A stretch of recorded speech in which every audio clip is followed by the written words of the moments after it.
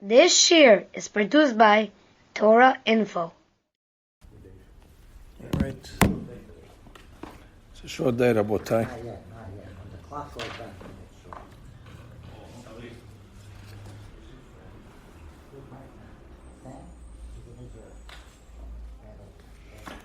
All right, Rabotai. The day is short. Erev Shabbat. We'll say some ideas that are connected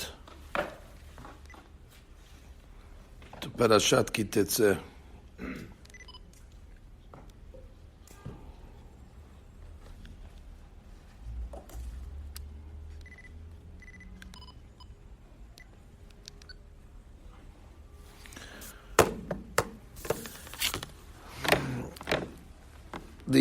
The richest parasha of mitzvot, 74 mitzvot in the parasha.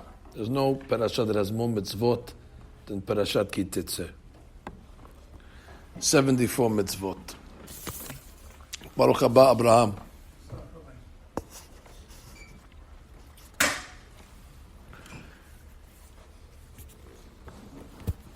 So we begin our analysis today on some of the points of the parasha, but our beginning is from a Gemara in Berachot. The Gemara in Berachot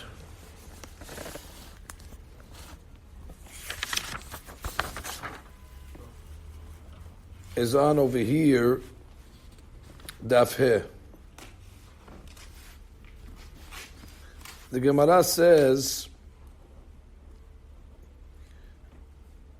Amar Rava ve'etim Rav Chizda, im ro'eh adam sheyisurin ba'im alav. If a person sees that yisurin are coming upon him, yisurin, afflictions. So what is his reaction supposed to be? Yipashpesh b'ma'asav.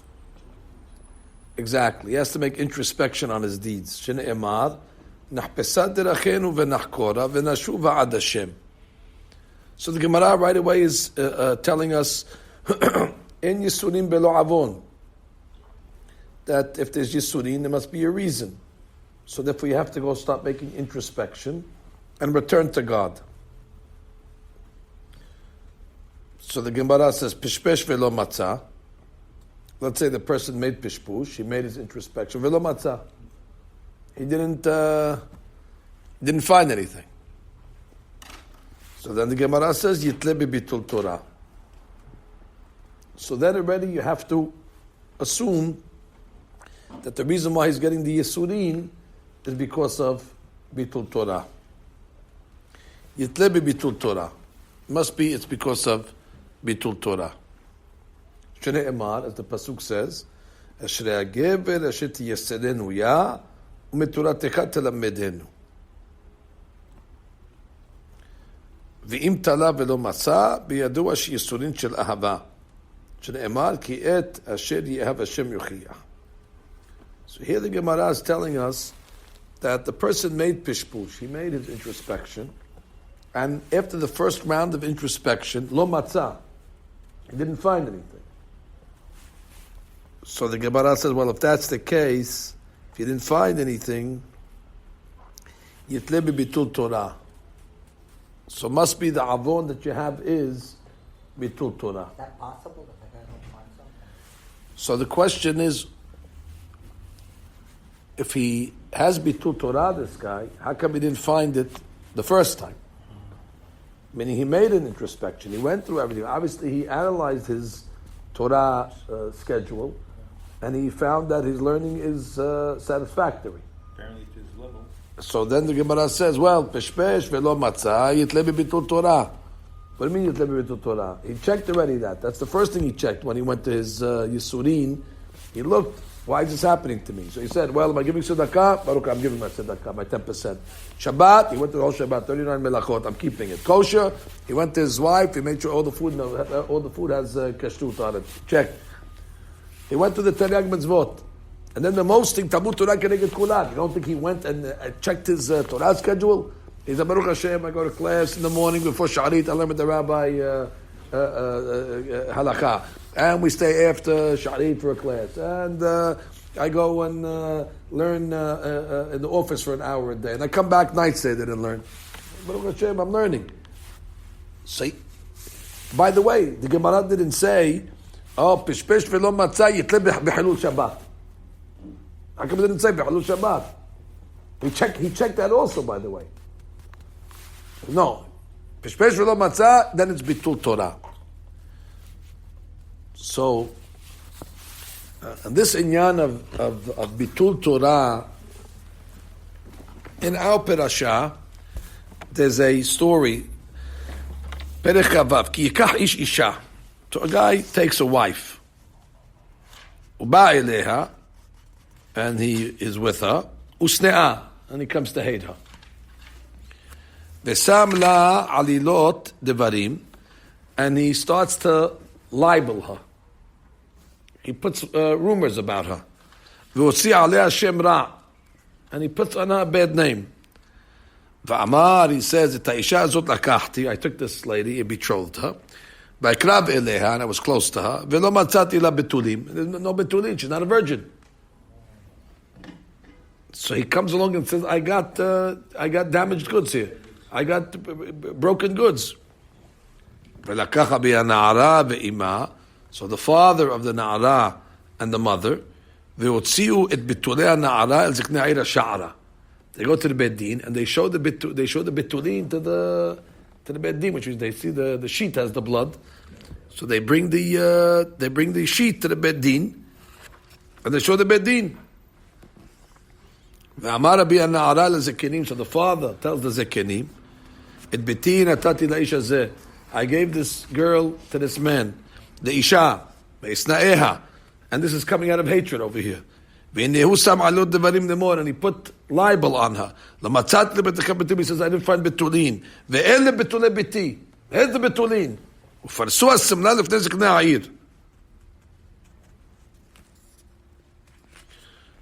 They give the proofs. So the elders take the man, they give him malkut. And he has to pay 100 coins, and they give it to the father. Because he was motzi shemra on the Jewish maiden. And now, because he has to live with her forever. You cannot send her out, because now, who's going to marry her? You gave her a bad name. So that's it. Now you're stuck with her. Now you have to stay with her and support her. He's stuck with her, he has to support her. That's the simple interpretation of this story over here. But there's a great Orah Haim HaKadosh that I came to reveal to you today. So it says in the Orah Haim HaKadosh, Debera Torah keneged bnei Adam gam bnei ish asher chozrim penehem min ha-Torah כאומרם, כי היום קצר, למה שצריך להשתדל על המחיה. There are some people that come along and say that, I don't have time to learn Torah. I have to go make parnasa. Well, where did the Orah HaMakadosh see anywhere in this story about a guy who's complaining that he doesn't have time to learn because he has to macha leben, as the doctor says in his vernacular? Where do you see anything about Torah here? So he says, Ki yikach ish isha. Who is our first wife? The Torah is our wife. Torah sivalanu Moshe morasha. It says, don't read it morasha, read it me'orasa. That our first wife, we got married in Har Sinai. Har Sinai, God took the mountain and put it over our head like a chuppah, and He gave us the Torah itself. So He says, Ki yikach ish isha. A man, he betrothed the wife. He got married to the Torah. Uba eleha. He was with her. Meaning in Har Sinai, shekebar zarcha alem orah shel Torah behar Sinai. So everybody was at Har Sinai, and everybody said Naaseh v'nishma. That means we accepted the Torah wholeheartedly. Uba eleha. We accepted it. usne'ah. But after we accepted it, we came to despise it. Shalom bayit. Perush. She'en libam hafez latlet la'onata kamishpat. Again, the doctor will tell you, Baruch haba Joe, that in a good marriage, you have to give the spouse time, especially the wife. That's one of the things we oblige ourselves. She'era kisuta ve'onata. Onata is not only intimacy, but onata means attention. Well, if you're married to the Torah is your wife. So you have to also give the Torah its time. You cannot neglect the Torah. You have to pay attention to it. So he says, Usne'ah, this guy over here, she'en libam chafetz latet onata kamishpat. וכשבא מוכיח לדבר אליו, למה תמאס אשת נעורים? So the Torah comes along and says, hey, why are you despising this wife that we gave you? Your first wife, Eshet Ne'orim. Why do you not treat her correctly? Meshiv. You know what he answers this guy? Ki en ha-Torah zana u'mefarneset. V'hu sarich lemechya. Listen, the Torah doesn't make me any money. I'm not getting any berakah from this Torah over here. I have to keep learning. It's not bringing me a berakah. Gam en ro'eh siman beracha. I don't see any siman beracha me'imsaut lemudah. They told me, learn, you can have beracha. I'm learning. I go to shiurim, and I don't see any beracha. Not only that, hagam ki asok ba, even though I'm learning, en niftachim lo sharei parnasa tova. I'm not getting the sharei parnasa tova. It's not, the shefa is not coming to me. Ve'adraba, on the contrary. Ro'eh ki kol ha'anashim sherechokuha, the guys who don't learn Torah, they make all the money. This is what the guy says. So therefore, she's not a good wife. She doesn't bring me berakah. The Gemara says the berakah comes on the account of the wife. He's over here, I'm learning, I'm studying, I'm doing. Therefore, why should I pay attention to her when I see that the people who neglect their wives, they're more successful, referring to the Torah. That's why the pasuk says, V'sam la alilot devarim ve'otzi alei Hashem ra. This guy over here is motzi Shem ra on the Torah. This guy over here, he's motzi Shem ra, he's libeling the Torah. Be'omro et ha'isha zot lakachti. That's what he says. He said, I took this isha. Perusho eno kofer b'kohen. He's not denying that he's married to her. I said na'aseh v'nishma. I was at Har Sinai. Et ha'isha zot lakachti. I'm not saying I did it. V'ikrav eleha. And when I was young, I learned. I went to yeshiva. I had a relationship. But I don't see perush lashon hozek. I don't see that it gives a person strength. All I see is guys who learn. They're knocking on doors all day long, asking for money. Now that's when they become collectors. The guy learns Torah right away. He becomes. He has a handout trying to get. That's what he's saying about the Torah. Yeah. So he's really bad-mouthing the Torah. He's giving the Torah a terrible reputation. Modia HaKatuv, Ki HaKadosh Baruch Hu Shu HaNekra Avi HaNa'ara. Who's the father of the Torah? God. So the Avi HaNa'ara gets angry now. Yitbi'u Elbona. The father of the Torah, which is the father of the Na'ara, is going to hold this libeler, he's going to hold him liable. ואומרו, ולקח אבי הנערה ואימה, who's אימה? כנסת ישראל. והוציאו את בתולי הנערה. רמז, חוזק בעלייה בהשגות רמות, יוסקו באמצעותה. Which means, on the contrary, they show the value of the Torah. They're going to show the betulim of the Torah, means the strength of the Torah. You come along and say the Torah is weak, the Torah makes you a peddler, the Torah doesn't bring you barakah, then Hashem is going to come and show, Adrabah, the Torah is betulim.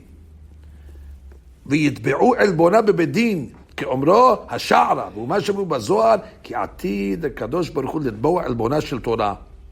בורא עולם, in the future is going to come along and defend the honor of the Torah and those that shame it. והנה טענת העומד לתבוע עלבונה כתורה לפנינו, כאומרו. Now what does God say? ואמר אבי הנערה לזקנים, which is God, is going to come in front of the bedin כביכול, and he says, "Et biti natati laish hazeh leisha." I gave my daughter to this man as a wife. Perush לא נתתי לעגנה בכרם זווית. I didn't give the Torah to this guy so he could put it in the corner in order to neglect her. את ביתי נתתי לאיש הזה להתנהג עמה כמנהג אישה. Which means the pasuk is saying, ואמר רבי ינאי, את ביתי נתתי לזה לאישה. I gave this lady over to this man to be his wife, not to put her in the corner and neglect her. I mean, God is defending the Torah. לבל יגלה שרק כסותה ועונתה וישנאיה. But this guy over here obviously has an axe to grind against the Torah. כאן רמז סיבת הרחקה ממנה, שבאה מאותה בעיה נקראת שנאה. ונותן טעם ההרחקה מפני שלא מצא בה תוקף וחוזק. He gives an excuse.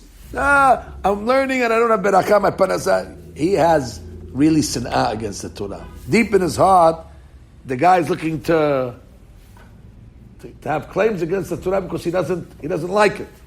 ואומרו, והנה הוא שם עלילות.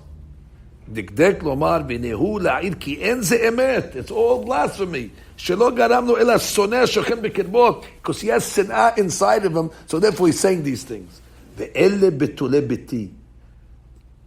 והיו הדברים ברורים כסמלה, כמה מעלות וחוזק כזאת. Then, Borei Olam comes along and shows the value of the study of Torah and the value of the learning. שתחילת כל דבר, כל העולם כולו בא נברא, the whole world was created for the Torah בשביל נברא, ומה מתקיים, וכל טובה ספרה העולם הבא, all the עולם הבא that we're going to get is in the learning of the Torah. ואוצרות חיים והטוב, all the treasures of life, נקנים בה, are acquired with it. You're coming along and saying it's guys who learn to become collectors that knock on doors. The whole world is suspended because of the Torah itself. ואמר הכתוב כי זה יהיה משפט האיש ההוא על פי בית דין. Now it's his judgment. ויסרו אותו. Now listen to what he says. The first thing they do to the guy, יסורים. Like it says in the Gemara Berachot. אם רואה אדם שיסורים באים עליו, יתלה בביטול תורה. What does it mean יתלה בביטול תורה? פירוש על מה שביטל התורה, ונדחקו אחרונים בפירוש דבר, זה תלו ביטול עוון גדול הוא, ולמה לא תלה בו עד שלא מצא? So the Aramic asks the question. It says pishpesh velo matzah. Why didn't he find it? We started with the Gemara today, before you came. The Gemara says if a guy sees Yisurin coming on him, he should check his ways. Pishpesh velo matzah. If he didn't find anything, yitlebe bitul Torah. Then he has to blame it on because he's not learning enough. What do you mean? Why didn't he find that when he made his original introspection? Mazda pishpesh velo matzah. I should say pishpesh u'matzah bitul Torah. No, so pishpesh velo matzah. Then you blame it on bitul Torah. Raham Kadosh asked this question this week's Parashat. That's why we started off with the Gemara. Many of our members say, what is he starting with this Gemara for? What is it? It's Parashat class. Raham Kadosh asked the question, not Parashat. The Yeshuva Davaru. The answer. לפי שאין שיעור למה שצריך בעסק התורה. There's no שיעור. There's no limit. כאומרו, ואין אתה בנחנו בטל ממנה. Now here's the line. והגם שיראה בעיני אדם שעסק. Even though the guy says, I learn. כשיראה ייסורים באין עליו באין עמו. When the guy says, why am I getting ייסורים? He went through his whole repertoire and it's all lily white. ידע כי כמו שראוי לו לעשות לא עשה ועל זה ענשוהו. Which means he didn't learn enough. He didn't learn enough. Which comes to tell you over here that no matter how much a person thinks he's learning, there's no end to the amount of Torah that a person has to learn. And even if he's a tremendous man that's careful of his time, but he has Yisurin that are coming upon him, and he doesn't know why, the answer is, look again. There is maybe some area in your life where you're able to learn even more. That's why the Pasuk says, V'yisiru oto. Meaning the guy who comes along and says he's not learning, or he doesn't know why Yisurin are coming on him, it's because he's not studying enough. And the first time he went through, he made the mistake to think that he's learning enough. But the answer is, it's never enough. That's why the Ben Ish Chai, and this Gemara here, he says like this. Ben Ish Chai writes in Ben Yehoyada on this Gemara. He says that it's a very, very tricky calculation. You're allowed to go to work. No one should ever tell you not. You shouldn't feel guilty. You're allowed to go to work to make a living. We hold like the Bishmael. The Bishmael said, "Aneg b'hem menhag derech eretz." That you're allowed to make derech eretz. You're allowed to make business. What the challenge over here is how much. Which is what's the balance of how much hours are you supposed to put to the business, and then the rest you'd have to give to the study of Torah. Now everybody has to really sit down in a closed room and make this analysis. Are you supposed to work 9 hours a day, 8 hours a day, 7 hours a day? Now these are big questions because with the remaining time you'll be able to devote to the study of Torah. Now if you make a miscalculation on this, so you're taking from the Torah's time and you're giving it to the business. So therefore, a person has to really make an analysis. How much does he have to work in his industry in order to make a decent ishtadlut without going overboard and becoming a workaholic? How much do you have to make? How much do you have to work? And therefore, a person is going to be held liable if he makes the wrong calculation. I met guys now in Mexico. I was just in Mexico. One guy, Sadiq, a young guy, bright guy. He already established himself where he learns 4 hours in the morning, like a regular yeshiva man, 4 hours, and then after that he goes and he goes to work. Okay, Kol hakavod. He made a calculation that he can give up 4 hours of his time to study, and then he has to go take care of his parnasah. Okay, that's already something where if a person really would start to think in those terms, he'd probably realize, I have a lot of time. Especially if a guy, prays at 6 o'clock in the morning, and he starts to learn at 7, and he learns from 7 to 10:30, then he gets to the office at 11 o'clock, so he learned 3.5 hours. But people are not making the proper calculations, maybe, in how much time they really have to learn. They're not really making that calculation properly. So therefore, the Ben Ish Chai says, he saw that Yisurin is coming upon him. The guy. He saw that there's Yisurin. So what did he do? Yipashmesh v'ma'asav. But what? He looked at his ways and he said, I think the balance is correct. I'm working exactly the amount of time that I'm supposed to, and I'm learning the amount. But then it says, pishpesh velo matzah. But if you didn't find anything else and there's still the students coming, must be your calculation was wrong. Yitlebi bitul Torah. Must be you were half hour off. Must be you're working a half hour too much. You didn't make the right calculation initially. Therefore, go back to your business schedule and say, you know what? I thought I can get to the office by 9:30. I can get there by 10, and nothing's going to happen. There was one guy. He's a workaholic. Workaholic. You know what a workaholic is? It's an addiction. He's addicted to work. He just works and works and works and works. So I asked his partner. I said, "You don't work as hard as he does. He also works hard, the partner, but you're not a workaholic." At night, I gave a shiur. I asked the guy, where's your partner? No, he's a workaholic. He's a workaholic, but you're his partner. You're not a workaholic. I said, I want to ask you a simple question. He works longer hours than you. He makes more money than you? Absolutely not. Absolutely not. He's just addicted. So he's in the office spinning his wheels more than I do. And we both make the same thing. I said, did he eat any more than you this year? Because he stayed in the office till 10 o'clock at night, he ate more food than you? No. He wore more suits than you? He drives 2 cars at the same time? What does he do more than you're doing? There's nothing. He just works. But he doesn't have Torah. So that's according to the Ben Ish Chai, that a person has to always scrutinize himself. Maybe I'm not learning enough. You cannot just satisfy yourself. I'm learning in the morning, I'm learning at night. And the guy comes and says, why is this Surin? Why are these things happening to me? Now, we learned, somebody said, are we going to be learning Nevi'im? So Mars. So I'll give you something from the Nevi'im now that we learned in the book of Yehoshua. You remember the book of Yehoshua when he was fighting in one of the wars, the battle of Yericho.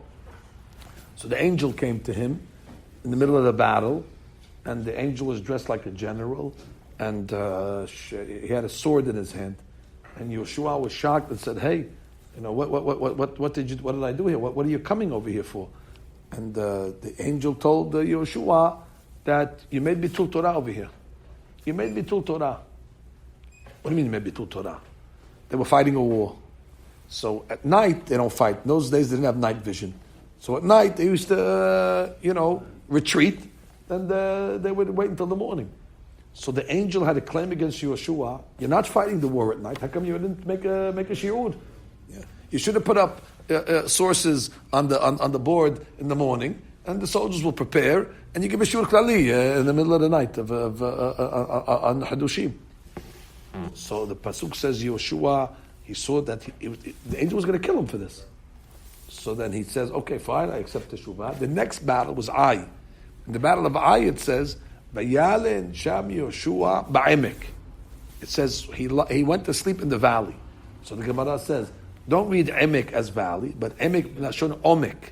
Be'umka shel Torah, that he went to sleep, he didn't sleep. That he spent his time at night in the deep study of the Torah. So we made the following observation. So he made teshuvah Yeshua. We always learned it, that in the first battle he didn't learn. And you can't blame them for not learning. They're preoccupied in a war. Not the time for learning. And then in the next war of Ai, he learned. That's not the explanation. Because if that was the explanation, the pasuk should say in Ai that Vayilmod Yeshua. He learned, but it doesn't say. It says Vayalin Ba'emek, that he learned in depth, implying that in the first war he learned, but he didn't learn in depth. That was the claim of Yeshua on the first war. We know you learned, but you learned not like you learn, with the deep hadushim. You figured you're in the war, so you can get away with a quick class on the Ein Yaakov, little derasha here and there, and next. So that already, they were holding him liable to bitul Torah on that, even though he was learning. So now you see there's a new concept of bitul Torah. That's called bitul Torah be'echut. Qualitative bitul Torah. That means you're learning. A guy can come along and learn. There was one guy, the Hazon Ish saw he was learning. Imagine, Hazon Ish comes into the yeshiva, he sees a guy learning.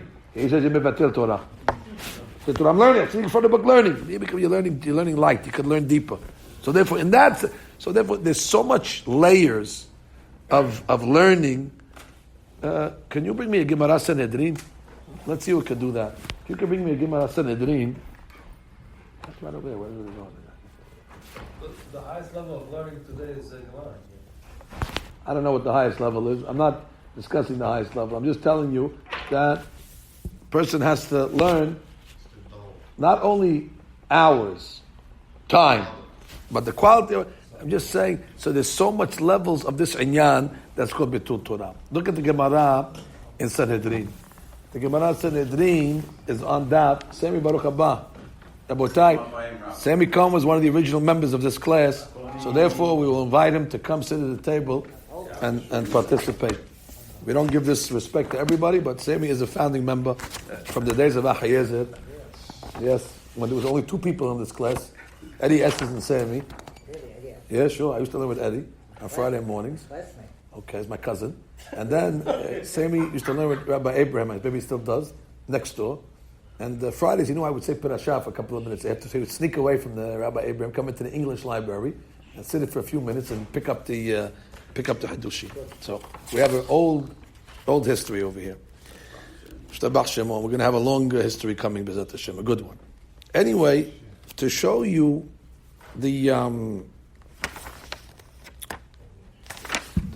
show you over here the inyan of Torah and what's obligated, what's expected of a person. It's scary. Here the Gemara says, it's Daf Samichet. The Gemara says, כשחלה רבי אליעזר, רבי אליעזר got sick, לא עלינו, נכנסו רבי עקיבא וחבריו לבקרו. So Rabbi Akiva and his friends, they went to visit the Rav. ואותו היום ערב שבת היה. Fine. So they came in. כיוון שלו חכמים, Shedato miyushevet alav. They saw Rabbi Eliezer, he was in good, his mind was all there. Dato miyushevet alav. V'gasu v'yasu lefanav merachok 4 amot. So they went and they sat, the rabbi, they didn't sit too close, they sat next to him. Amar lehu, so the rabbi, Rabbi Eliezer, tells the students, Lama batem. What did you come here for? So Amru there, they told the rabbi, Lilmod Torah banu. We came to learn. We see the rabbi Baruch Hashem he's all there. We came to learn some Torah. Now, what would a rabbi today? Today a rabbi would say, Hazaku Baruch. You came to learn Torah. Ashrechem, Ashrei Elkechem. You guys are unbelievable. What a generation. The word is standing on your head. The word is standing on your shoulders. You came to learn Torah. Erev Shabbat, mind you. It is not Tuesday. Erev Shabbat, we know the time is short. Erev Shabbat. Hayom. Erev Shabbat. B'diuk. And it was close to Shki'ah because they wanted to take off his tefillin because Shabbat almost came. So these are matmidim. Rabbi Akiva, to tell you more. Rabbi Akiva. Who's here? Rabbi Akiva and his friends. What does he answer back, Rabbi Eliezer? Amar lehu, ve'ad akshav lama lo batem. Exactly. Where have you been to? Now you came to learn. I'm here, I'm sitting here, I'm here all day long. Where? Now you came, Erev Shabbat. Which means you come there to learn Torah. Tell me you came to learn Torah. Where were you till now? Now watch what he says. Ve'ad akshav lama lo batem. Amar lehu, lo haya lanu penai. Okay, we're unavailable. We came now, we have time. Listen to what he's saying. Now you have to understand what he's going to tell him now. Amar lahem, tameya ani. I won't be surprised im yamutu mitat atzmam. Or I will be surprised, tameya ani, if you die natural death. Yani Surim. Amar lo Rabbi Akiva sheli mahu. So Rabbi Akiva says, what about me? Amma lo shilcha kashem shelahen. You're going to have the worst. Rabotai. Why is Rabbi Akiva going to get the worst? And he got the worst. Listen to what the Rashi says here. Rabotai, obviously this is hardcore stuff. I would not tell this I'm not going to give this to the amateurs. You guys over here are Bnei Torah guys. You can hear these strong Gemariyot without having nightmares. But this is a serious Gemara here. So Rashi says, why should Hashem Mishalahen? Mepnei shelibecha patuach ke'ulam. Rabbi Akiva, you have the most potential. Ve'ilu shemashtani hayita lamed Torah harbeh. If you would have came in more often, you could have learned more Torah. You could have learned more Torah, Rabbi Akiva. Shomu shamayim al zot. Rabbi Akiva, how much more Torah can the man learn? The man, Rabbi Akiva, was giving the rashot on the Kutzim of the Torah, the Tagim. Rabbi Akiva was giving a Shiur, Moshe Rabbeinu sat in the back row. And he told God, I don't know what this man's talking about. The Moshe Rabbeinu, I don't know what he's talking about. He's giving the Rashot of the Tagim. Maybe the Danimut all 4 years that he didn't. 40 years, that he's getting about 40 years. 40 years, that's what he meant? Yani, where were you for the first 40 years? That's what he's telling him. I don't think that's what he's telling him the first 40 years. I think the first 40 years, okay. But now, the 80 years, what he's learning, is now you came to learn with me now. He said, you had so much goods to give you. So on that little bitul Torah, there's got to be Yisurin. Now, would you think, if somebody came and told me, give me an example of bitul Torah, you'd say, oh, Rabbi Akiva. Rabbi Akiva. That's the paradigm. That's the paradigm example. Well, who are you doing? Not us. We learn, we go to Daf Yomi in the morning, and we learn for 45 minutes, and we forget it before we leave the Bet Knesset. But Rabbi Akiva, well, that's what a batlan Rabbi Akiva was. I mean, the Gemara says it beferush. I mean, he told him, and look at the punishment he got because of bitul Torah. That's my point to show you that a person should never think that he's learning enough. No matter what you're learning, you always have to scrutinize yourself and say, I got to learn another time, more shiur, another seder, grab another moment in order to not to rest on your laurels and think because you go to a set class over here and a set class at night that you're covered, and therefore everything in between. The Rabbi Akiva Nobody learned more than him, and nobody was a bigger matmid than him, and he had 24,000 students, and he loved the Torah, even he risked his life to teach Torah in public, and still the rabbi told him, you should have came sooner. And because you didn't come sooner, you're going to be held responsible. It's not regular bitul, it's bitul Torah of the highest order, to show you that people want to know why these things happen. So that would be one interpretation of the Gemara Berachot. But I'd like to explain this Gemara in yet another way.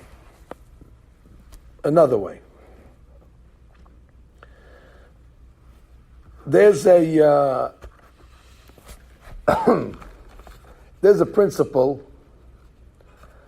There's a principle that says that when HaKadosh Baruch Hu punishes a person, usually the punishment is midah keneged midah, which is a big chesed of HaKadosh Baruch Hu, so you're able to trace the avon. The way the punishment happens, if you know the system of measure for measure, you'll be able to say, oh, I must have done this, and therefore it caused that. Usually there's a correlation between the punishment and the, and the sin. A guy, whatever happens on Shabbat, the guy fell. On Shabbat, Shabbat, why did it happen on Shabbat?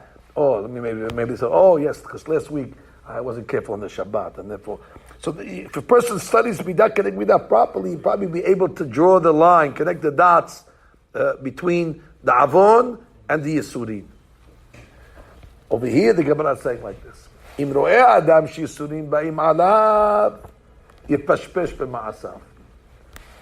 Peshpesh velo matzah, yitle b'bitul Torah. So our question was, what do you mean peshpesh velo matzah? You just made peshpush, yitle b'bitul Torah. What is peshpesh velo matzah? Yitle b'bitul Torah. How come you didn't find bitul Torah in the first Torah? So the first answer we just gave was, because no matter how much you learned, there's more. So therefore, we know lo matzah, but it's bitul Torah again. The second explanation, if you look at Rashi in that Gemara, Rashi is very meduyak. Rashi says in the Gemara in Berachot, look at the way he says it here. Peshpesh velo matzah, lo matzah avera biyado shebeshvila reuyin yisurin halalu lavo. Rashi is very careful. He didn't find a sin in his repertoire that is worthy for these Yisurim. Meaning he couldn't find the Midah Keneged Midah. That's the pshat. He couldn't correlate that. He's like Baruch. Which means he knows he's got certain things that he might be doing wrong, but he says, but that doesn't make sense. Why is this happening to me? The punishment doesn't fit the crime, as we would say. So the explanation they say is like this. There's two types of mitzvot. There's the specific mitzvot, which is the Taryag mitzvot.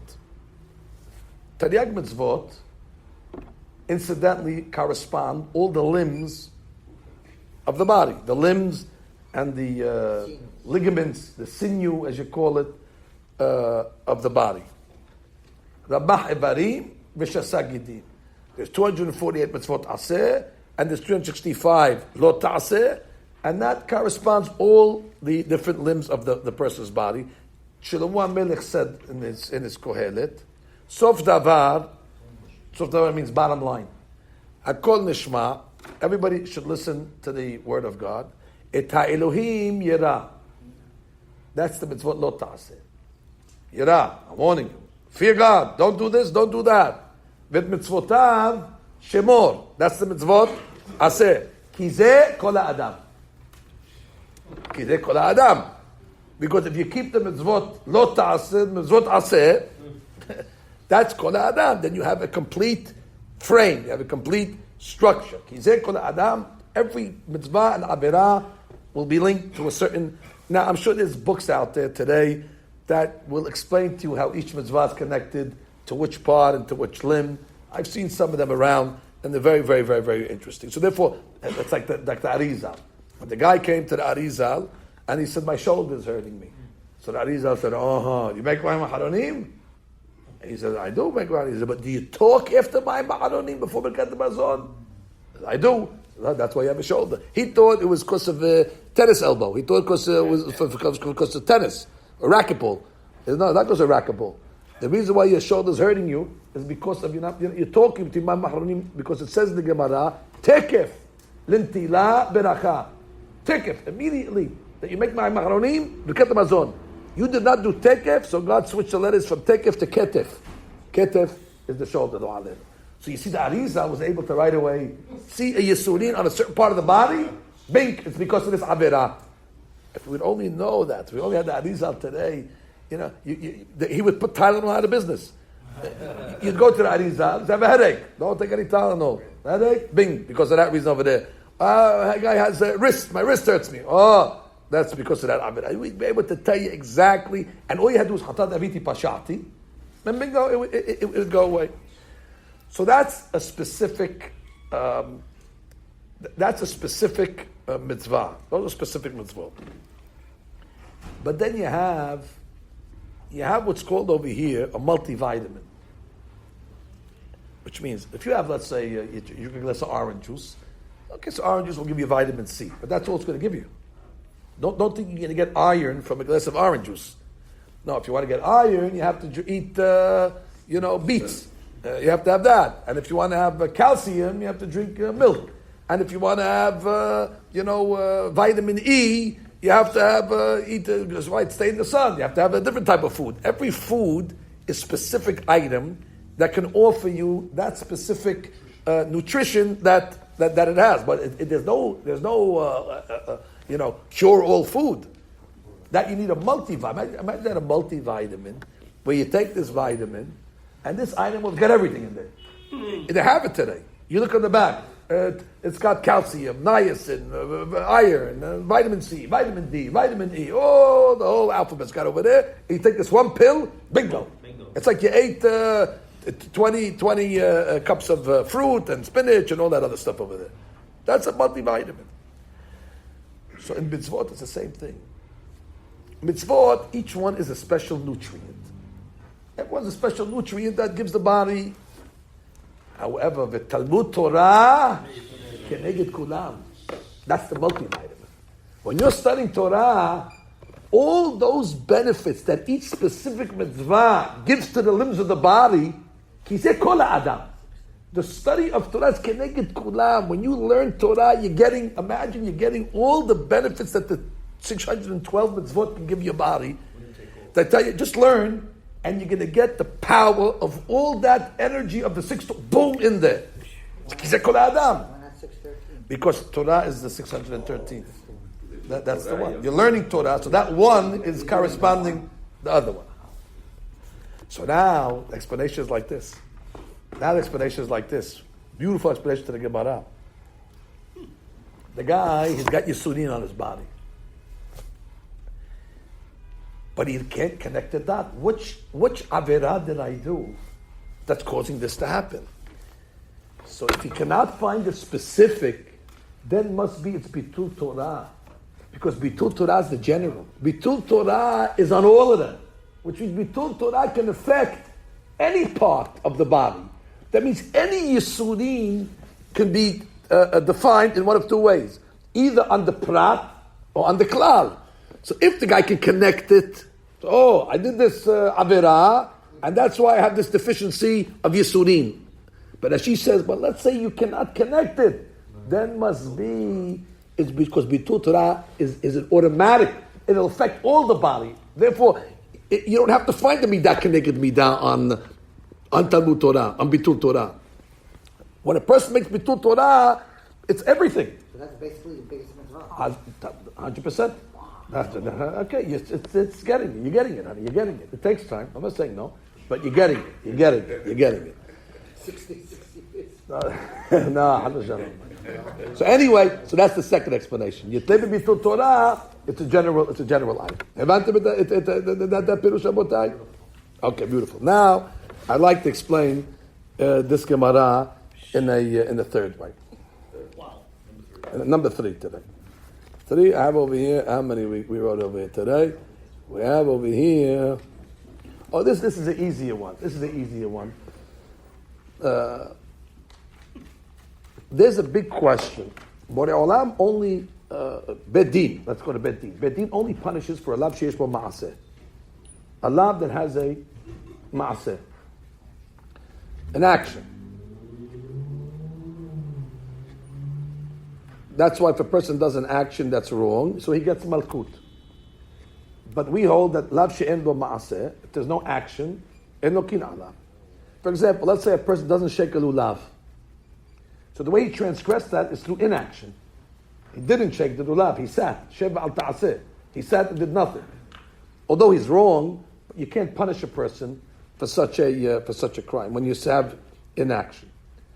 The Gemara, however, says over here a big hidush, a tremendous hidush. The Gemara says over here, "Im adam ro'eh sheyisurin ba'im alav." He says yisurin. So what's the language of the Gemara? Yepashpesh b'ma'asav. Action. Because God will only punish a person on a ma'aseh. Yepashpesh b'ma'asav. God follows the Torah. If Beit Din cannot punish unless you do a ma'aseh, so must be he's doing a ma'aseh. Yepashpesh b'ma'asav. What action am I doing that's wrong? Peshpesh velo matzah. He looked at all his actions and he sees there's no actions. Now, he did see when he made the pishput that he's not learning enough. He saw that. But he said, that's an inaction. So God's not going to punish me for an inaction. He saw that, but that's not a ma'aseh. That's a lav she'en bo ma'aseh, to sit and not learn. So he didn't register that one. The Gemara says, guess what? Yitle bitul Torah. Bitul Torah is the exception. Bitul Torah is the exception. Bitul Torah is the exception. That even though the way you transgress it is through inaction, but since the Torah, what's the purpose of the learning? Gadol tamud Torah shemivi'ah lidei ma'aseh. The whole purpose of the learning is to bring you to ma'aseh. So therefore, what do you mean? You learn not to do? What are you learning for? You learn what? So just to keep it in your brain, and then when it comes to the action, not to do it. So therefore, when a person is not learning Torah, it's considered like a ma'aseh. It breaks the rule of all other mitzvot lo ta'aseh. Now you have a trivia question. Give me a mitzvot aseh that there's yisurin for. Bitul Torah is the exception. And that's the big hadush of the Gemara. So it's telling the guy, pishpesh velo matzah, of course, because you're following the regular rules. Lav she'en bo ma'aseh, en lo kin alav. Yeah, but you didn't know Bitul Torah is an exception to the rule. Wow. Because Bitul Torah, God considers it that that means, put it this way, I say it like this. When you see a guy sitting at home, and he's just sitting like this, he's not learning, he's not doing anything, he's playing on his, he's slicing fruit on his, on his computer. He's doing nothing, the guy. So you know what you're supposed to tell the guy? You tell the guy, what are you doing? I'm not doing anything. No, you're doing a lot over here. So I'm not doing, I'm just sitting doing that. That's doing, you're doing. You're doing. He thinks he's not doing anything. No, you tell, what are you doing? This is called doing over here. This is big avirah. I'm not doing, I'm sitting passively. That passive sitting in the Torah's eyes, that's like eating a ham sandwich. You're doing something. I'm just doing nothing. I'm not bothering anybody. No, your inaction in Bitul Torah is an action. And therefore, yitle bitul Torah, because that's considered like a ma'aseh. So that would be the third explanation of this Gemara today. Now we'll offer the fourth explanation. The fourth explanation of this Gemara is as follows. There's an old tradition from the Arizal. Actually, this week's Parashat. The Arizal writes, Ki tetzei lemilchama al oyevecha. When you're going to wage war against your enemy is the Yetzer Hara, or the Sitra Hara, or the Satan. That's the Ace of Spades. That's the main enemy of man. Al oyevecha, your enemy. The nemesis of man is the Yetzer. Ki tetzei lemilchama al oyevecha. Untano Hashem Elohecha beyadecha. You need siyata deshmaya. In order to overcome the Yetzer Hara, you need a Kadosh Baruch Hu to deliver him into your hands. The Shavita, Shavio. What does that mean? The Arizal says something very, very, very critical. The Yetzer Hara, the Satan, is like any other organism that in order to live, he needs sustenance to live. He's got to have a certain parnasa, like everything. Everybody has a parnasa, even the lice. Why does it go into the kid's hair? Because it eats from the sweat on the kid's head. So the lice has a parnasa. Everything has a parnasa, including the malach hamavet. So how does he sustain himself? Satra hara. So a human being, when he does mitzvot, there's a lot of kedusha. The Satan cannot get close to the guy. When a guy has mitzvot, he's like in a zone of protection. The Zohar calls that or makif. Or makif, there's a light that's around him, and the Yetzer Hara cannot penetrate. The Satan cannot penetrate such a guy. Bulletproof vest, exactly. Once already, interesting you're saying that, because the sisit is that bulletproof vest. The sisit, the Zohar says, is or makif. So when you put it on your body, you have or makif, it surrounds you. The talit katan, and talit gadol also. Anyway, so he said like this. He said, but let's say a person has a lot of averot. It's scary what I'm going to tell you now. He has a lot of averot. And now he starts to learn Torah. Since he has averot, the Satan has an entrance into the guy, and the Satan is able to take all that kedusha from the guy's learning. He can take it. Because the Satra Hara already found a crack. So he has averot. So now the guy learns and learns and learns, and basically all his learning is doing what? It's feeding the Yetzer Hara. The guy comes out of learning, beautiful. Feels like he did a great thing. Meanwhile, the Yetzer Hara loves what this guy learns. He's pushing him to go learn. Go learn more. Go learn more, because he gets the... So therefore, the Arizal said, when you're going to go fight your enemy, which is Yetzer Hara, and you're able to overcome him, that means you're going to make repentance. But now the goal is Vishavita Shivyo. You have to take what he has in captivity. You got to take it back. Because he has all the Kedusha you're learning. Vishavita Shivyo. Make sure you return what he took from you. And that's what Arizal says we call the repentance process Teshuvah. Teshuvah means you're returning the Kedusha that was taken by the Satra Hara through your learning. You're returning it back to yourself. Like we say in the Pasuk, Hayil Bala Vaikienu. Hayil Bala. Hayil means the treasure. Bala, the Yetzer Hara, the Satan swallowed it. Vaikienu. Vaikienu what? We want him to spit it out. Mibitno Yorishenu. We want to inherit it, take it out of his belly. That's the goal. Understand? So therefore, the Arizal gave an advice that before a person sits down to learn, he should make teshuvah. Make teshuvah. You don't got to make a whole thing. Just even a mental teshuvah. Why? Irhud, exactly. Even irhud teshuvah. At least now, his benefit that he's going to get from the Lord is his. You're not going to give all your work. V'natnu la'chayrim hilam. You're going to give others your treasure. Do not give others your treasure. The Baal Shem Tov said on this. Arizal said it as well.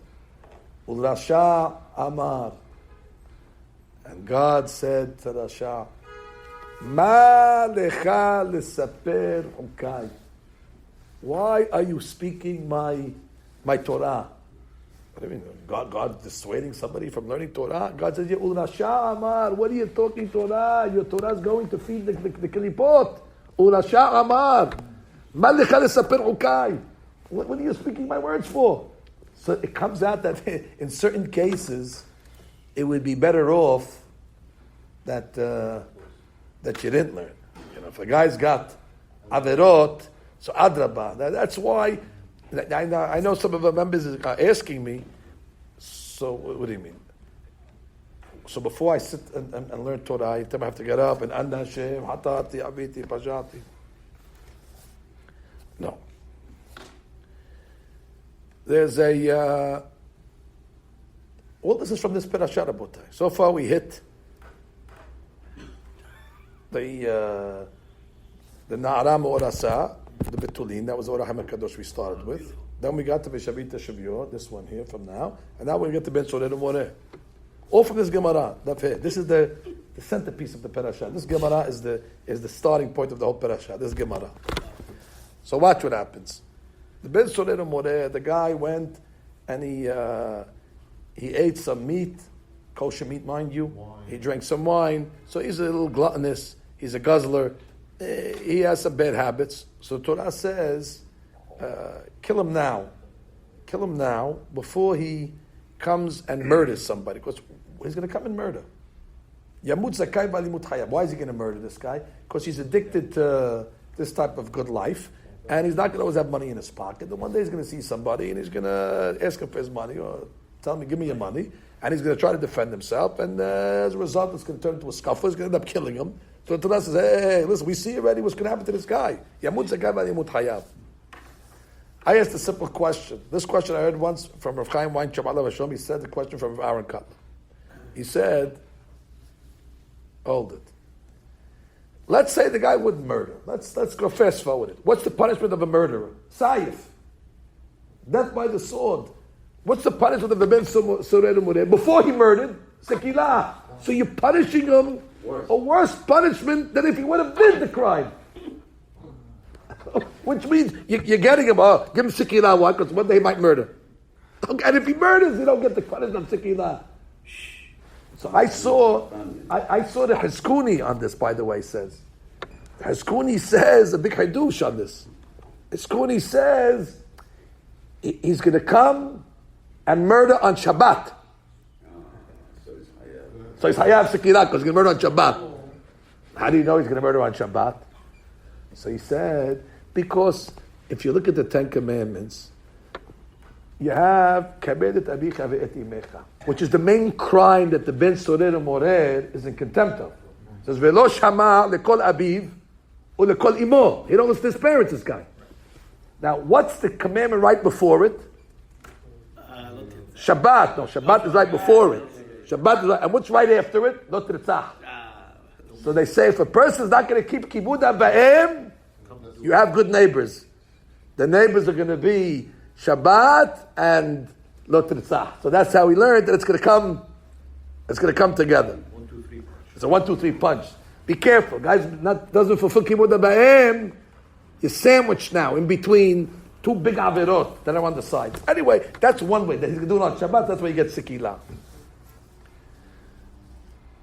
Rav Chaim Weintraub explained it a little differently from Rav Aaron Kotler. He said,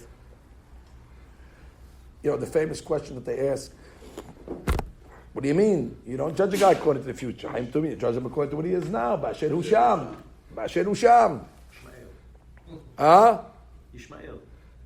Ishmael. Exactly. Ishmael. B'diuk. We don't have the book of Shofetim, huh? Do we have the book of Shofetim here? Isn't it in the back? No. Is it in the back here? Maybe we have a book of Shofetim here. Anyway, so over here it's a big question. God punishes according to the person what he is. Today, not what he is going to be tomorrow. So Rav Chaim said from Aaron Kotler that this guy over here, the way God judges a person, thank you, honey. The way God judges a person is, not necessarily on averot and mitzvot. That's what I'm saying. Not necessarily on averot and mitzvot. We always think on Rosh Hashanah how you get judged. Scale. So that's not necessarily the way it works. A person is judged according to his direction. His direction. Direction. If your direction is good, that means your head is in the right direction, you're called a tzaddik. And if you're in the wrong direction, that's already an avon in itself. And it's even bigger than a specific avon. Because when a person's in the wrong direction, he's susceptible to every avirah in the Torah. So therefore, it's true, technically when we write the summons on the guy, what did he do? He murdered. Okay, that's the summons because we got to write on what he did. But the bigger avon over is that you put yourself on a path that can lead to hundreds of avirot, and that's the biggest crime of it all. Yishmael over there at the time, he was on a good path. He was on a good path. He made teshuvah, he was thirsty. Later on, he went off. Okay, no problem, we're going to get him. The Ben Sorer Morer, when it says Yamud Zakai, it doesn't mean he's innocent. Yamud Zakai meaning before he actually murders. But he's not Zakai. He's guilty on premise. Rav Aaron brought a proof to this concept. The Gemara Kiddushin says, if a guy goes to a lady and says, there's a girl, she's going out with a guy, and the girl says, listen, I told the Shadchan already, I only want to marry a Tzaddik Gamur. I only want to marry Tzaddik Gamur. So, are you a Tzaddik Gamur? So the guy says, listen, he tells two witnesses, come here, Hare at mikudeshet li, al menat she'ani Tzaddik Gamur. Okay, she says, okay, the guy's two witnesses, we'll finish. So the Gemara says, in parentheses, not in front of the lady, even though we know that this guy, there's a warrant for his arrest in 3 states, this guy. His picture's in every post office. Even though we know he's a Rasha, Haishinan the Kiddushin. You have to suspect maybe the Kiddushin is good. Sheme hirher b'tshuva. Maybe right before he gave the ring, he had some thoughts of teshuvah. Ask Rav Aaron Kaplan. What are the thoughts of teshuvah? That's not called teshuvah. Teshuvah, the Rambam writes, you have to verbalize the sin. You have to specify the sin. You have to accept upon yourself you're not going to do it anymore. You have to regret it. There's rules of teshuvah. This guy did nothing. This guy, Shema Her b'teshuvah, and the Gemara says, on the Hirhut teshuvah, what does the Gemara call him? Tzaddik Gamur. Rav Aaron learned from here the following rule, that it's possible that a person could have a sack of averot and he's called Tzaddik Gamur. Why? Because he changed directions. And it's possible that a person could have a sack of mitzvot and he's Rasha. Because if his direction is in the wrong way, we don't care how much averot mitzvot you have. The Ben Sorer Morer, he's 12 years old. He's 13 years old. How many averot does this guy have, by the way? None. No, he's a kid. But he's what? He's liable to the worst avirah. Because his direction, which is God judges a guy for direction. With this, he answered the following question. He answered the following question. If you're making the Jewish calendar, what are you going to put first? Rosh Hashanah, Yom Kippur. What I would put first? I would put Kippur. First, let me clean the slate. Not judge me. Not come in. No. Which means, let him go to the wedding dirty, and after the wedding, let him take a shower. What are you talking about? Let him go take a shower first, then let him go to the wedding. Why did the calendar, the Torah, put Rosh Hashanah, day of judgment, and then Averot? Explanation is, if you notice that in Rosh Hashanah, we don't mention anything about Averot, by the way. Which you'd figure that should be the whole day. If scales, Averot. The Ashkenazim don't even eat nuts because it's Gematria Het. They don't even want to eat egos because it's the Gematria of Het, what they call it. So now the question is, why? Explanation is because Rosh Hashanah is not about sins. Rosh Hashanah is about direction. God says, I don't care about sins. If you're in the right direction, the sins will go away. I'm not worried about that. And if you're in the wrong direction, so therefore, even if you have all the mitzvot, it's only going to... So therefore, on Rosh Hashanah, the main item is that a person has to wake up when he hears the shofar, change lanes. Or sometimes you have to change trains. You have to change, change the whole life. Make an adjustment.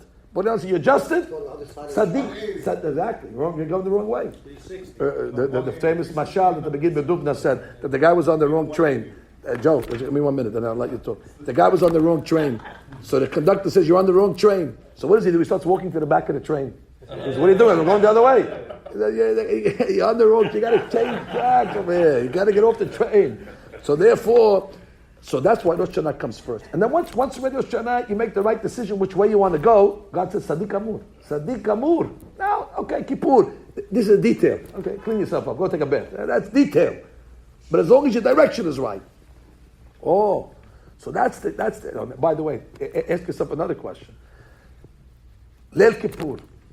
Leil Kippur, we sit down. Shema Yisrael, Hashem Hashem Echad, Baruch Shem Kevod Bakoto Olam Va'ed. Why do you say it out loud? Domeh lemalachim. You're like an angel. What's Eid Kippur? What's Eid Kippur? He's proud to be. Baruch Shem is low. Now hold it. When are you holier? Going into Kippur, you have a full stomach, you just drag. Now you're like an angel. If 25 hours later, you're on the high.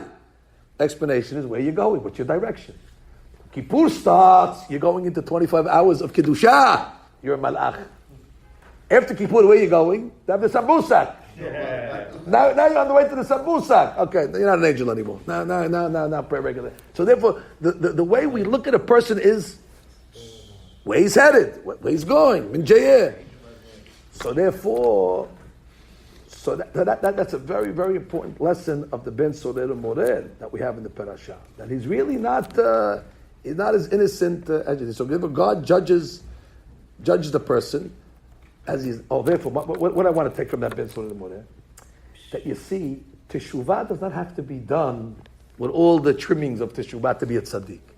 So therefore, before a person sits down to learn, you don't have to say, Asiti kach v'kach, Hirur.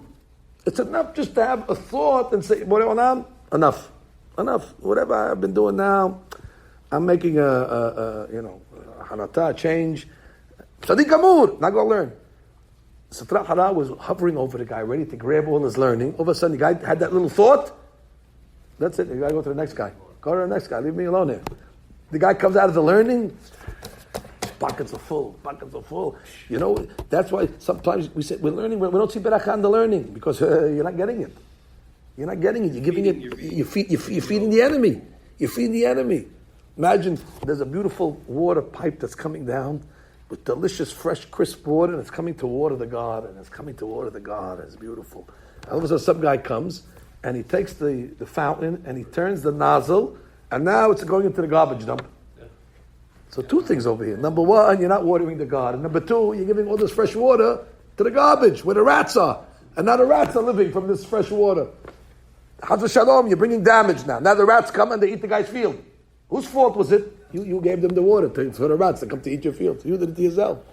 So the same thing, the guy's wondering, I'm learning, but I don't have because it could be it's going to the Kali. It's going to the other side.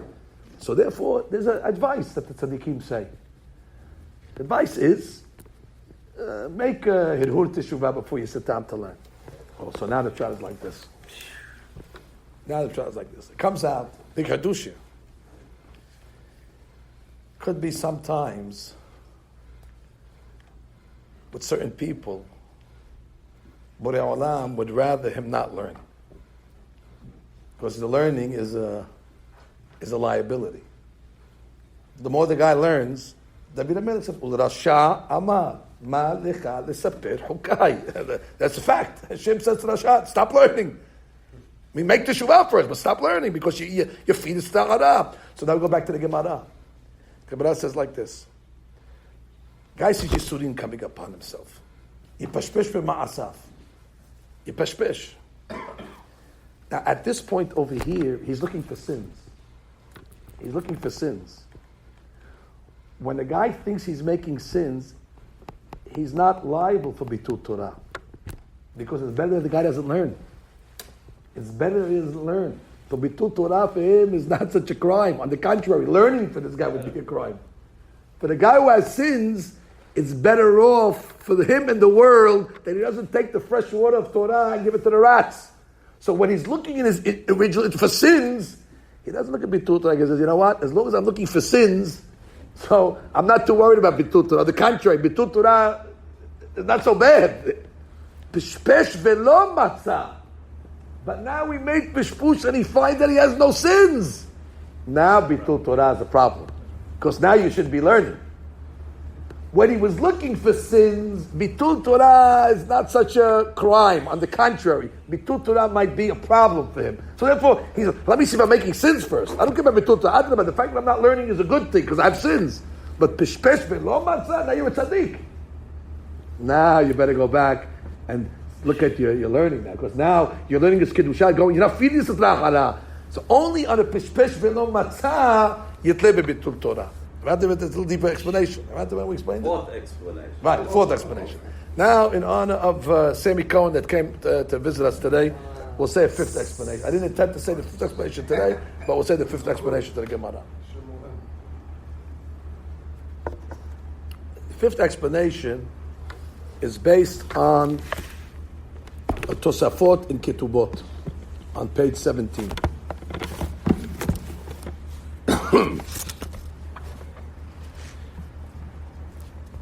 So here the Tosafot says,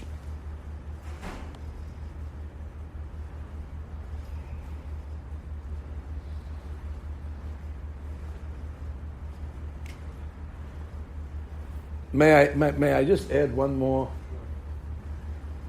cherry on the cake to the last, to number 4? Put this as a PS, a postscript. You know, in the postscript when you forget, they put on the bottom PS, send money. So therefore now I'm putting a PS now to number 4. Soon they're going to start the next cycle of the Daf HaYomi. Beginning of January, I think. 7.5 years they went around the world and back. Now they land back at the same spot. Berachot, page 2, first Mishnah. מערבים, משעה שהכהנים נכנסים לאכול בתרומתם. So the Mishnah Shas starts off with the obligation of reading the Shema, and the Mishnah comes along and says, from what is the time that a person should start reading the Shema? What's the time? So the Mishnah gives a very complicated way of giving the time. I just would have said, Tzedek Kavim, when the stars come out. That would have been a very easy way, but sometimes the Gemara says things in a complicated way to teach you Hidushim. From the time that the Kohanim can eat Terumah. So they put this law of Terumah, that if a person is Tameh, let's say, so the law is what? So for him to eat Terumah, he's got to go to the mikveh. He goes to the mikveh during the day, and then he has to wait till the nightfall, and then once nightfall comes, which is Tzedek Kavim, so once he can eat terumah, so you can start saying Shema. So they link Shema and terumah. I don't know why they had to do that.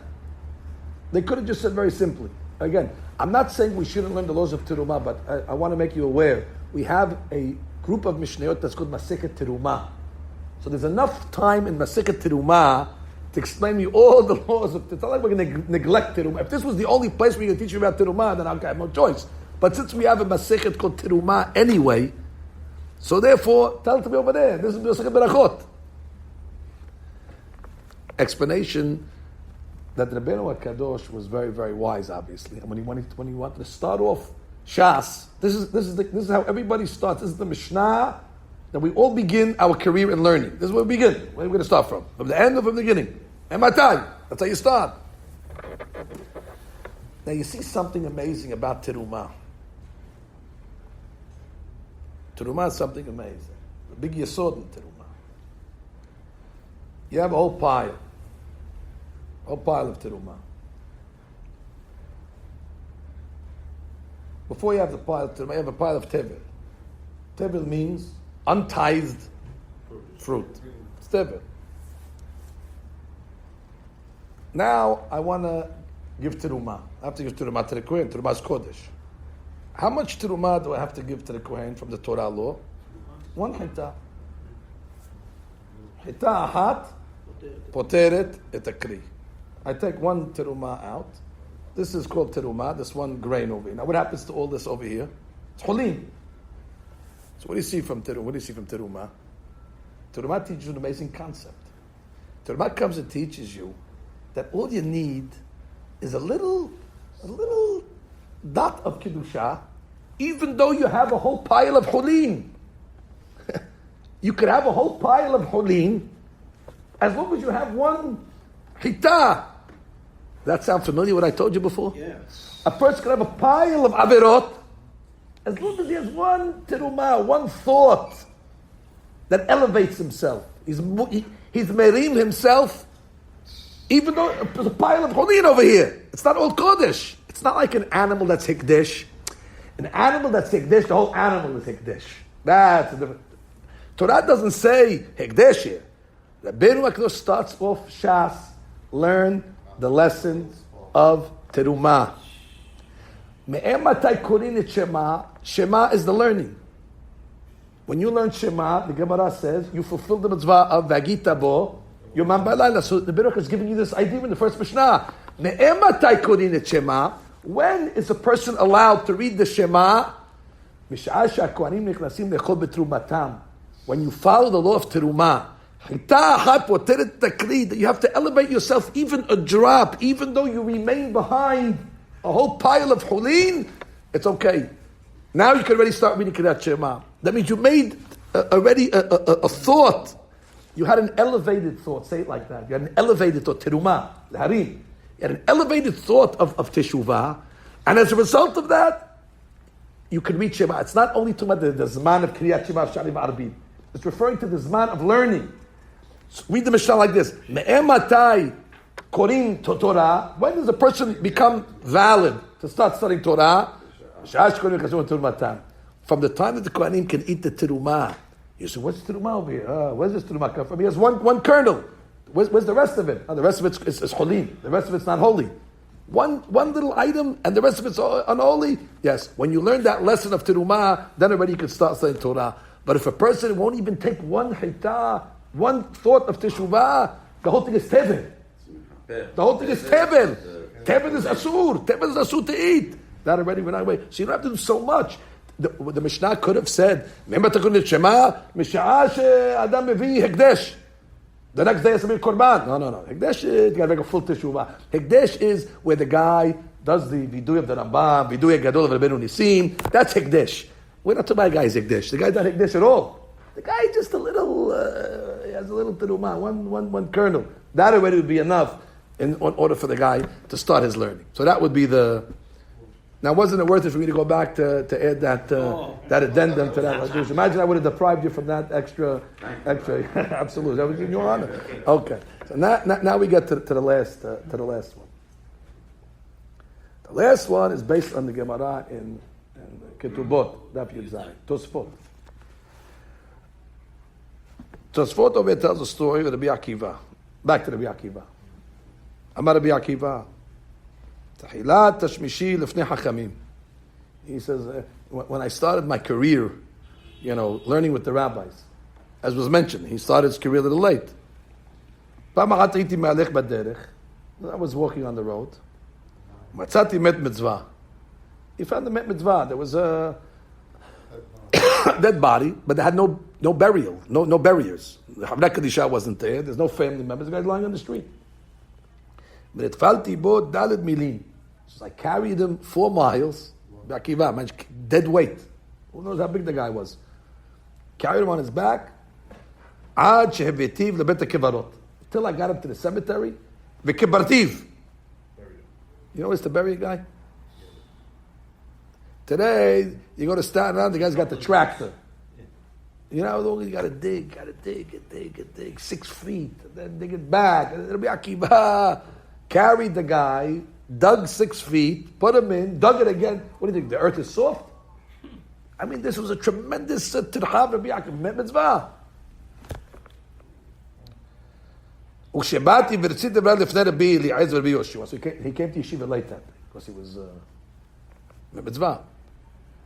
So of course they go to the principal to get a late note. So he goes to the principal. They're right. Rabbi Akiva was involved in a mitzvah. Please excuse him. That's why his shoes have mud on it. Please excuse him for that also. And that's why he's late. Now imagine you get such a letter. We have Rabbi Akiva here. The man did a mitzvah. Please let the congregation rise. Everybody get a kiss. Bos Ido. get a beracha from this young man over here. That's what we would do today, correct? Remember I told you in the old days they weren't like us. They were tough. They don't get impressed by anything. You could tell them, I went to the moon and back, and I saved. I used to, many years ago, I used to take the Torah bus from Deal to the city. I used to teach on the bus. I used to teach 2 hours. I used to get up 6 in the morning first. I had a havruta. I learned from 6 to 7.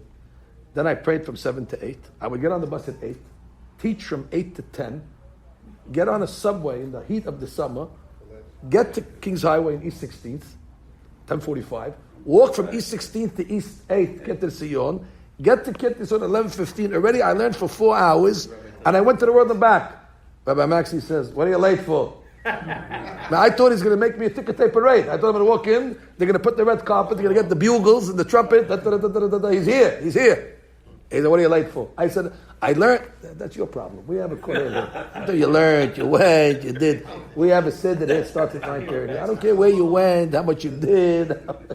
That's the old timers. They don't get impressed from too much. Don't rest on your laurels. Exactly. Don't tell me you learned, you taught, you did it. You're late. Sit down and learn. Shut up. Sit down and learn. So over here, he walks into the shiur. Those words. Amru lo. They tell Rabbi Akiva. Al kol pesi'ah upsi'ah hayav ki'ilu shafachta dam naki. Wow. Every step you took is murderous what you did. Wow. Instead of Hazaku Baruch, Murder. you blew it. You blew it. So what's the explanation? So the explanation is because he didn't know the halakha. The halakha says, Met mitzvah kana mekomo. In the space where you are. Met mitzvah, you bury him On the spot. on the spot. You walked him. All this is the met is getting in the sun. His blood. No, he's decaying. It's bizuya met. It's very ASAP. You have to bury your ASAP on the spot over there. He didn't know that. And by the way, for good reason. The Gemara says, Tehilat tashmishi lifnei hakamim. This was in the beginning of his apprenticeship. So it was the beginning of his apprenticeship. Tehilat tashmishi. You don't know everything. You don't know everything. First time. Learn on the job. So he didn't learn it. So they told him, listen, you got to know this. Which basically teaches us, by the way, you ever hear the Mishnah Pirkei Avot? Velo am haaretz hasid. It's the rule. The am haaretz can't be a hasid. If you don't learn, you're not going to know. Here Rabbi Akiva, it's halakha, but you don't learn, you don't know. Velo am haaretz hasid. Where is that in Pirkei Avot, by the way?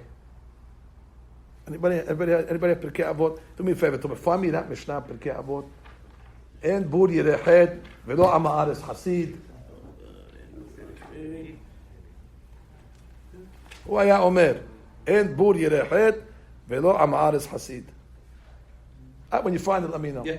Okay, good. What does it say? Not Oh, you find it. Okay, fine. Anyway, so you see over here, if you don't learn, how are you going to know? How are you going to know what's right and wrong? Ignorance is bliss. You ask a regular guy, the old time SYs, to them what was Shabbat? You don't turn channels. You get a timer for your TV, and you put it on a timer, and that's Shomer Shabbat. I don't tell. And the guy who turns the channels, Mehalel Shabbat, this guy. But the guy who has a timer, he gets shishi because he's Shomer. That's what he thought the whole Shabbat is. The whole Shabbat is either you have a timer for your TV that makes you a Shomer Shabbat, and if you don't have a timer, and they said, what is this big book called Masechet Shabbat? What do you need it for? It's one halakha. Timer for your TV. That's the whole thing here. What is the whole book here? How many times could you repeat the same halakha? That's what they thought Shabbat was. And then when you start to learn, you say, oh boy, that's 39 melachot, and toldotehem, and toldotehem, and you have the whole story there. So therefore, you got to learn. Chabaruch used to tell us the following story. Chabaruch used to say that there was a guy, rabbi, and he lived across the street from an Am Haaretz. The rabbi's daughter was giving birth on Shabbat. So he has to heat up the water. For his daughter, Shabbat, the halakha says, he heats up the water. The Am Haaretz sees that The Amaris sees, one second, stay there. The Amaris sees the smoke coming out of the rabbi's chimney. The Amaris tells his wife, I got to go tell the rabbi. He doesn't know that you can't. So it was raining that day. So what? He takes his umbrella. He goes out. He opens the umbrella. He walks across the street. As he walks across the street, he sees his apple on the tree. He pulls the apple. Now he gets to the rabbi's house. He closes the umbrella. He squeezes the umbrella. He doesn't want to go to the rabbi's, wet the rabbi's house. He takes the knocker because he knows you can't ring the bell on Shabbat. He goes dun dun dun dun dun dun. He makes a tune. The rabbi comes along after. So yes. Mr. Amaris, how can I help you? Okay, leave it. Okay, let's leave it. The Amaris comes along and the rabbi said, what do you want, Mr. Amaris? He said, listen, Abishu Hakam, I don't know how to tell you this, but one of the things on Shabbat, maybe see it make a fire on Shabbat. He says, yeah, Amaris.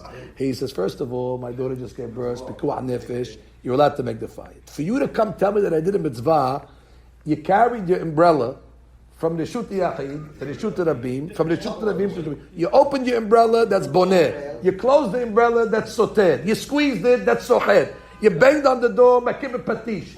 You pulled the apple, Tolesh. You committed 15 federal crimes to come and tell me that I did a mitzvah. But that's Lo Amaris Hasid. The Amaris can never become... Okay, now read me that Mishnah. What does it say in the Mishnah Pirkei Avot? I know who I am. Who's the who? I want to know. Who? Hillel? I don't ask. You have the book. No, it says Hillel Omer. Okay, Hillel Omer. Hillel is the rabbi that says, Velo Amaris Hasid. Like, you know who I would have really wanted it to say that lesson? Rabbi Akiva. Then it would have been beauty, because Rabbi Akiva, the only one that could teach these lessons if you learned it on your back. You know what I mean? If you learned it on your skin, then you could say, hey, trust me, I learned the lesson that unless you learn Torah, you're going to think you're saving the world. You're going to think you're doing great things, and lo and behold, you're making averot. So to my good fortune, Rabotai, whenever you want to know the depth of Pirkei Avot, you open up a second version of the Pirkei Avot, which is called Avot Rabbi Natan. In Avot Rabbi Natan, in the 26th chapter, it says, in this chapter over here, and I quote, Rabbi Akiva Omer, Siyag lechavod tzchok, siyag lechokma shetika. He's quoting. Hu haya Omer. Who's the Hu haya Omer? Rabbi Akiva. Third Mishnah. Hu haya Omer en Amaris Hasid. So he said it also. He said it also. So therefore, it's very good. Rabbi Akiva, he is the one in Avot Rabbi Natan that said Lo Amaris Hasid, because he knows. He could tell you a story. He'll tell you, yeah, what do you mean? I thought I was a big Hasid. I did mitzvah. I came in, I thought I saved the world. And they told me, Hayab Mitah. So therefore, don't expect to think that you're going to be observant unless you open a book and you learn the laws. And what you thought you were doing right was actually wrong. And what you thought you were doing wrong is actually right. Now, there's a rule that the Hakamim say, that let's say you don't have a rabbi to ask a question. So they say, ask an Amaris, and whatever he says, do the opposite. And 99% you'll be right, because the Amaris brain thinks opposite of the Torah. So if there's no rabbi, say, what are you asking me for? You're a certified Amaris, yes? Yes, good. What's the halakha? Tells you mutar, good, asur, finish. How do you know? I know, because I asked the Amaris and asur, which means, that's how you know halakha from the Amaris, from the reverse. So what? Now, there's the fifth way we explain this Gemara.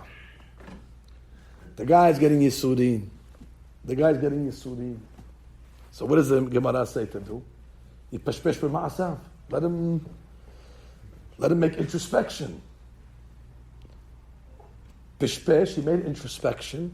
V'lo matzah. Is it possible that a guy makes introspection, doesn't find anything? How could it be? How could it be the guy introspect himself? You're keeping Shabbat perfectly. You're keeping Kashrut perfect. Then you know what the Gemara says? Yitle b'bitul Torah. You're not learning enough. Go learn and then make pishpush again, and you're going to see that ignorance is bliss. That's what it's saying. Pishpet velo matzah can't be. Pishpet velo matzah must be your biggest crime. Is you're not learning enough. Therefore, you have no idea that you're committing every crime in the book.